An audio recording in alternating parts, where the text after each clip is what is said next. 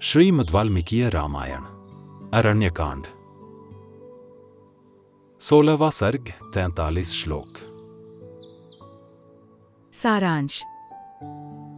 लक्ष्मण के द्वारा हेमंत ऋतु का वर्णन और भरत की प्रशंसा तथा श्रीराम का उन दोनों के साथ गोदावरी नदी में स्नान करना। आरंभ। ओम श्री गणेशाय नमः। ओम श्री सीतारामचंद्राभ्याम नमः। श्लोक 1 से 10। महात्मा श्रीराम को उस आश्रम में रहते हुए शरद ऋतु बीत गई और प्रिय हेमंत का आरंभ हुआ। एक दिन प्रातःकाल रघुकुल नंदन श्रीराम स्नान करने के लिए परम रमणीय गोदावरी नदी के तट पर गए।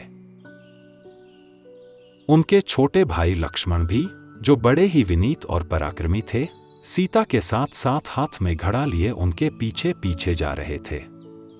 जाते जाते वे श्री रामचंद्र जी से इस प्रकार बोले। प्रिय वचन बोलने वाले भैया श्रीराम, ये वही हेमंत काल आ पहुंचा है जो आपको अधिक प्रिय है और जिससे ये शुभ संवत्सर अलंकृत सा प्रतीत होता है। इस ऋतु में अधिक ठंडक या पाले के कारण लोगों का शरीर रूखा हो जाता है। पृथ्वी पर भी की खेती लहलहाने लगती है। जल अधिक शीतल होने के कारण पीने के योग्य नहीं रहता और आग बड़ी प्रिय लगती है। नवसस्येष्टि कर्म के अनुष्ठान की इस वेला में नूतन अन्न ग्रहण करने के लिए की गई आग्रहण कर्मरूप पूजाओं द्वारा देवताओं तथा पितरों को संतुष्ट करके उक्त आग्रहण कर्म का संपादन करने वाले सत्पुरुष निष्पाप हो गए हैं। इस ऋतु में प्राय सभी जनपदों के निवासियों की अन्न प्राप्ति विषयक कामनाएं प्रचुर रूप से पूर्ण हो जाती है। गोरस की भी बहुतायत होती है तथा विजय की इच्छा रखने वाले भूपालगण युद्ध यात्रा के लिए विचरते रहते हैं। सूर्यदेव इन दिनों यम से सेवित दक्षिण दिशा का दृढ़ता पूर्वक सेवन करने लगे हैं। इसलिए उत्तर दिशा सिंदूर बिंदु से वंचित हुई नारी की भांति सुशोभित या प्रकाशित नहीं हो रही है। हिमालय पर्वत तो स्वभाव से ही घनीभूत हिम के खजाने से भरा पूरा होता है, परंतु इस समय सूर्यदेव भी दक्षिणायन में चले जाने के कारण उससे दूर हो गए हैं। अतः अब अधिक हिम के संचय से संपन्न होकर हिमवान गिरि स्पष्ट ही अपने नाम को सार्थक कर रहा है। मध्याह्न काल में धूप का स्पर्श होने से हेमंत के सुखमय दिन अत्यंत सुख से इधर उधर विचरने के योग्य होते हैं।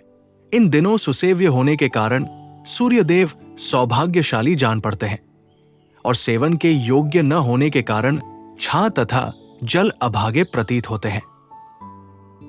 श्लोक 11 से 20। आज कल के दिन ऐसे है कि सूर्य की किरणों का स्पर्श कोमल प्रिय जान पड़ता है। कुहासे अधिक पड़ते हैं, सर्दी सबल होती है, कड़ाके का जाड़ा पड़ने लगता है, साथ ही ठंडी हवाएं चलती रहती है। पाला पड़ने से पत्तों के झड़ जाने के कारण जंगल सूने दिखाई देते हैं और हिम के स्पर्श से कमल गल जाते हैं। इस हेमंत काल में रातें बड़ी होने लगती हैं। इनमें सर्दी बहुत बढ़ जाती है। खुले आकाश में कोई नहीं सोता है। पौष मास की ये रातें हिमपात के कारण धूसर प्रतीत होती है। हेमंत काल में चंद्रमा का सौभाग्य सूर्यदेव में चला गया है। चंद्रमा सर्दी के कारण असेव्य और सूर्य मंदरश्मी होने के कारण सेव्य हो गए हैं। चंद्रमंडल हिमकणों से आच्छन्न होकर धूमिल जान पड़ता है। अतः चंद्रदेव निःश्वास वायु से मलिन हुए दर्पण की भांति प्रकाशित नहीं हो रहे हैं। इन दिनों पूर्णिमा की चांदनी रात भी तुहिन बिंदुओं से मलिन दिखाई देती है, प्रकाशित नहीं होती है। ठीक उसी प्रकार जैसे सीता अधिक धूप लगने से सावली सी दिखती है, पूर्ववत शोभा नहीं पाती।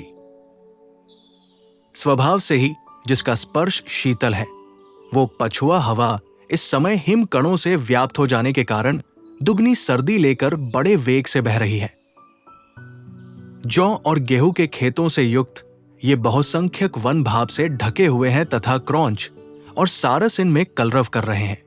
सूर्योदय काल में इन वनों की बड़ी शोभा हो रही है। ये सुनहरे रंग के जड़हन धान खजूर के फूल के से आकार वाली बालों से, जिनमें चावल भरे हुए हैं, कुछ लटक गए हैं, इन बालों के कारण इनकी बड़ी शोभा होती है। कुहासे से ढकी और फैलती हुई किरणों से उपलक्षित होने वाले दूरोदित सूर्य चंद्रमा के समान दिखाई देते हैं। इस समय अधिक लाल और कुछ कुछ श्वेत पीतवर्ण की धूप पृथ्वी पर फैलकर शोभा पा रही है। पूर्वाह्न काल में तो कुछ इसका बल जान ही नहीं पड़ता है, परंतु मध्याह्न काल में इसके स्पर्श से सुख का अनुभव होता है। ओस की बूंदें पड़ने से जहां की घासें कुछ कुछ भीगी हुई जान पड़ती है, वो वन भूमि नवोदित सूर्य की धूप का प्रवेश होने से अद्भुत शोभा पा रही है। श्लोक 21 से 30। ये जंगली हाथी बहुत प्यासा है। ये सुख पूर्वक प्यास बुझाने के लिए अत्यंत शीतल जल का स्पर्श तो करता है, किंतु उसकी ठंडक असह्य होने के कारण अपनी सूंड को तुरंत ही सिकोड़ लेता है। ये जलचर पक्षी जल के पास ही बैठे हैं, परंतु जैसे डरपोक मनुष्य युद्ध भूमि में प्रवेश नहीं करते हैं, उसी प्रकार ये पानी में नहीं उतर रहे हैं। रात में ओस बिंदुओं और अंधकार से आच्छादित तथा प्रातःकाल कुहासे के अंधेरे से ढकी हुई ये पुष्पहीन वनश्रेणियां सोई हुई सी दिखाई देती है। इस समय नदियों के जल भाप से ढके हुए हैं। इनमें विचरने वाले सारस केवल अपने कलरवों से पहचाने जाते हैं तथा ये सरिताएं भी ओस से भीगी हुई बालू वाले अपने तटों से ही प्रकाश में आती है, जल से नहीं। बर्फ पड़ने से और सूर्य की किरणों के मंद होने से अधिक सर्दी के कारण इन दिनों पर्वत के शिखर पर पड़ा हुआ जल भी प्राय स्वादिष्ट प्रतीत होता है, जो पुराने पड़ जाने के कारण जर्जर हो गए हैं, जिनकी कर्णिका और केसर जीर्ण शीर्ण हो गए हैं। ऐसे दलों से उपलक्षित होने वाले कमलों के समूह पाला पड़ने से गल गए हैं, उनमें डंठल मात्र शेष रह गए हैं, इसीलिए उनकी शोभा नष्ट हो गई है। पुरुष सिंह श्री राम, इस समय धर्मात्मा भरत आपके लिए बहुत दुखी है और आप में भक्ति रखते हुए नगर में ही तपस्या कर रहे हैं। वे राज्य, मान तथा नाना प्रकार के बहुसंख्यक भोगों का परित्याग करके तपस्या में संलग्न है एवं नियमित आहार करते हुए इस शीतल महितल पर बिना विस्तर के ही शयन करते हैं। निश्चय ही भरत भी इसी बेला में स्नान के लिए उद्यत हो मंत्रियों एवं प्रजाजनों के साथ प्रतिदिन सरयू नदी के तट पर जाते होंगे। अत्यंत सुख में पले हुए सुकुमार भरत जाड़े का कष्ट सहते हुए रात के पिछले पहर में कैसे सरयू जी के जल में डुबकी लगाते होंगे। श्लोक 31 से 40।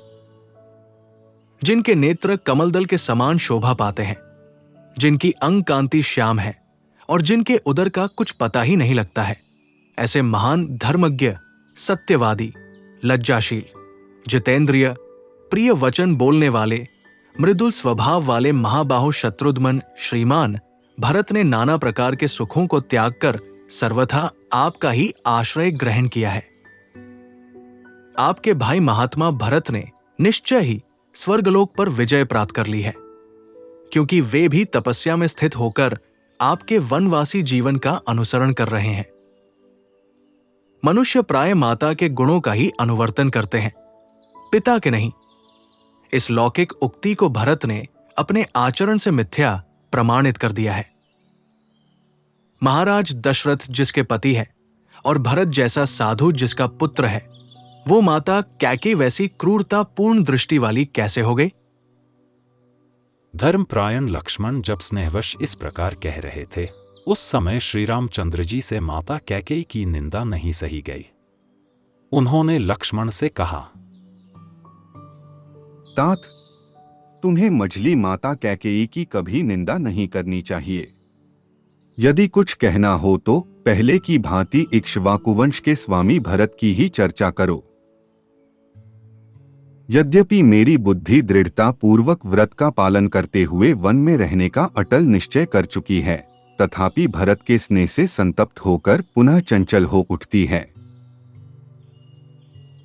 मुझे भरत की वे परम प्रिय, मधुर, मन को भाने वाली और अमृत के समान हृदय को आह्लाद प्रदान करने वाली बातें याद आ रही हैं।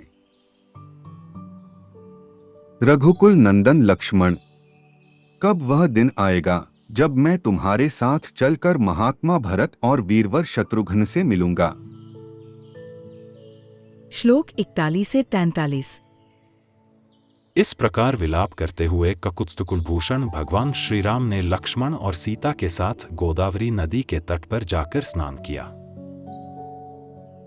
वहां स्नान करके उन्होंने गोदावरी के जल से देवताओं और पितरों का तर्पण किया। तदनंतर जब सूर्योदय हुआ तब वे तीनों निष्पाप व्यक्ति भगवान सूर्य का उपस्थान करके अन्य देवताओं की भी स्तुति करने लगे। सीता और लक्ष्मण के साथ स्नान करके भगवान श्री राम उसी प्रकार शोभा पाने लगे जैसे पर्वतराज पुत्री उमा और नंदी के साथ गंगाजी में अवगाहन करके भगवान रुद्र सुशोभित होते हैं।